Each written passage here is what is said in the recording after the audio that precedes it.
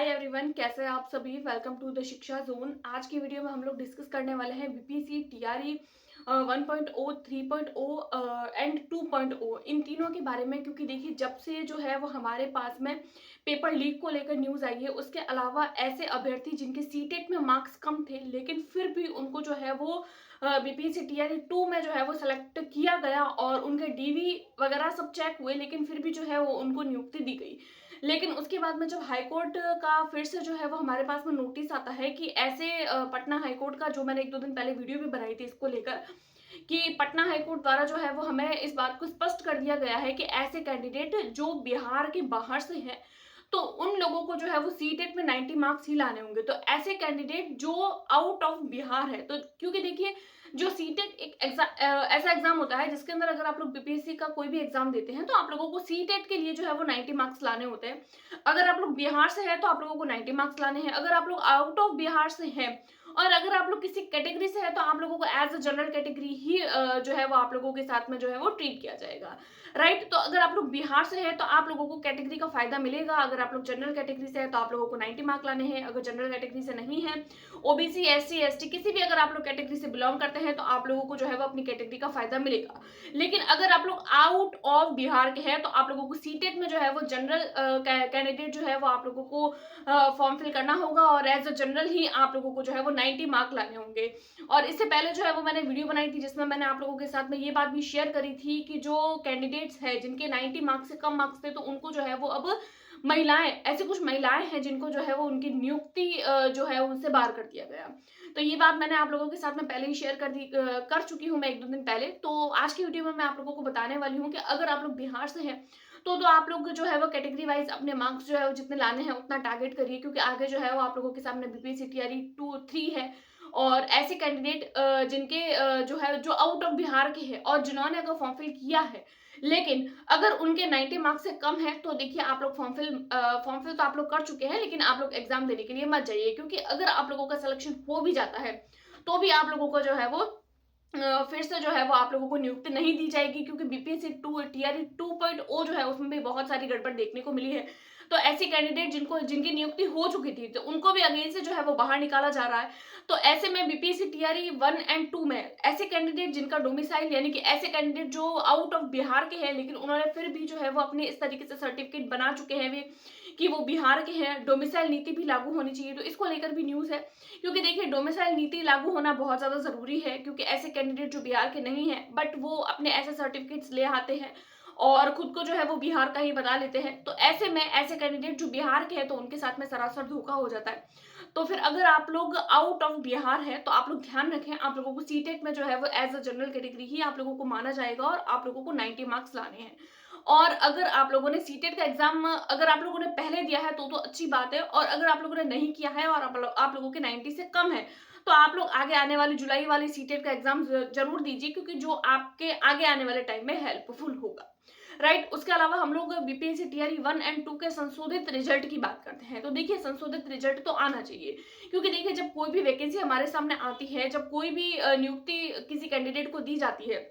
नियुक्ति दी गई, अब मान लीजिए जितनी भी वैकेंसी थी उसके हिसाब से जो है वो कैंडिडेट्स को नियुक्ति दी गई। उसके बाद में क्या हुआ कि बहुत सारे कैंडिडेट्स को फिर से निकाला जा रहा है। अब जब बाहर निकाला जा रहा है तो वो वैकेंसी वो पद जिस पर वो जो है वो कोई भी टीचर काम कर रहा था, अब उनको निकाल दिया गया तो वो पद तो रिक्त हो गए ना। तो रिक्त हो गए तो हो सकता है कि आप लोगों को अगेन से बीपीएससी टीआरई 1 एंड 2 में अगेन से आप लोगों को जो है वो फिर से आप लोगों को संशोधित रिजल्ट देखने को मिलेगा। और ट्विटर पर जो है वो भी बार बार जो है वो हम लोगों को हर जगह यही देखने को मिल रहा है कि बीपीएससी टीआरई 1 एंड 2 का जो है वो संशोधित रिजल्ट जारी किया जाए। तो हो सकता है कि आप लोगों को बीपीएससी टीआरई 1 एंड 2 का संशोधित रिजल्ट भी देखने को मिल सकता है। उसके अलावा अगर मैं बात करूं दिव्यांग कैंडिडेट की, तो देखिए ऐसे कैंडिडेट जो दिव्यांग नहीं है लेकिन फिर भी अपने जो है वो ऐसे उन्होंने सर्टिफिकेट बना चुके हैं वो, या फिर बहुत कम दिव्यांग है जिनका सर्टिफिकेट नहीं बनना था, ऐसे लोगों ने भी जो है वो अपने सर्टिफिकेट्स बना लिए हैं और उस सर्टिफिकेट पर बेसिस पर उन्होंने बिहार में जो है वो बीपीएससी के थ्रू जो है वो नौकरी वो ले चुके हैं। तो ऐसे कैंडिडेट को भी बाहर निकाला जा रहा है। तो ईओयू द्वारा जो है वो लगातार इसकी जांच की जा रही है। बीपीएससी टीआरई 1, 2 एंड 3, यानी कि जो 3 है उसमें भी इन सब बातों का ध्यान रखा जाएगा। तो बीपीएससी टीआरई 1 एंड 2 इन दोनों में जितने भी कैंडिडेट हैं, क्योंकि अभी जो दिव्यांग जो कैंडिडेट थे उनकी अगर सूची आई है तो वो सूची सिर्फ औरंगाबाद की आई है। इसी तरीके से हर एक जिले की हमारे पास में अलग से सूची आएगी, वो भी मैं यहाँ एक एक करके सारी चीजें लगा रही हूँ ताकि आप लोगों को बातें स्पष्ट हो कि हाँ ये सब बातें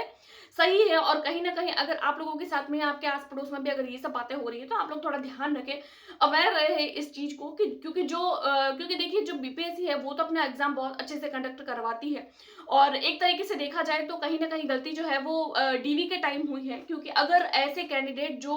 अपने सर्टिफिकेट्स गलत ले आ रहे हैं तो ऐसे में डीवी के टाइम इन लोगों को ध्यान रखना चाहिए था, ताकि डीवी के टाइम अगर पहले ही इनको बाढ़ कर दिया होता तो आज बहुत सारे कैंडिडेट का टाइम खराब नहीं होता, दूसरे जो योग्य कैंडिडेट थे उनको उसकी जगह जो है वो मिल जाती। राइट, तो अगर आप लोग 3-4 बातों का आप लोग ध्यान रखें, अगर आप लोग सीटेट में अगर आप लोगों के 90 मार्क है तो ही आप लोग बिहार का पेपर दे सकते हैं, और अगर आप लोग आउट ऑफ बिहार है तो आप लोगों को 90 मार्क्स लाने हैं। अपना जो क्राइटेरिया है सीटेट के मार्क्स को लेकर वो बात ध्यान रखें। उसके अलावा बीपीएससी टीआरई 1 एंड 2 का आप लोगों को जो है वो रिजल्ट, संशोधित रिजल्ट देखने को मिलेगा, अभी नहीं तो थोड़े टाइम बाद, क्योंकि लगातार जो है वो ट्विटर में यही सब देखने को मिल रहा है। तो उसका संशोधित, क्योंकि जब कैंडिडेट्स को बाहर किया जाएगा तो नए उस सीट को भरने के लिए नए कैंडिडेट की जरूरत रहेगी। तो अगर टीआरई 2 के कैंडिडेट्स को बाहर किया जा रहा है तो टीआरई 2 के कैंडिडेट्स को ही उसके अंदर फुलफिल किया जाएगा, तो इस तरीके से आप लोगों के चांस भी हो जाते हैं नौकरी मिलने के।